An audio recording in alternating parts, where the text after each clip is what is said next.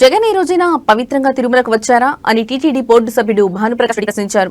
శ్రీవారి హుండీలో రూపాయి దొంగతనం చేసినా పెద్ద తప్పే. దొంగలు 72,000 చోరీ చేసి జగన్ వద్దకు వెళ్తే రాజీ చేస్తాడేమో. దొంగను దొంగతనాన్ని సమర్థిస్తూ భక్తుల మనోభావాలు దెబ్బతీస్తున్నారు.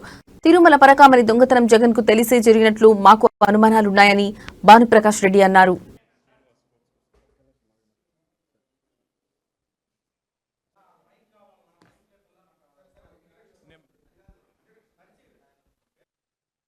ఫ్రెండ్స్, అఖిలాండ కోటి బ్రహ్మాండ నాయకుడు, కోట్లాది మంది హిందువులకు ఆరాధ్య దైవం వెంకటేశ్వర స్వామి.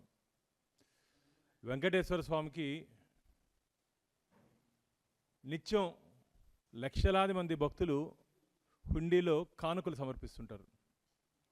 ఆ కానుకల్లో బంగారు ఉంటుంది, డబ్బు ఉంటుంది, నోట్లు ఉంటుంది, కాయిన్లు ఉంటుంది, వెండి ఉంటుంది, వజ్రం ఉంటుంది.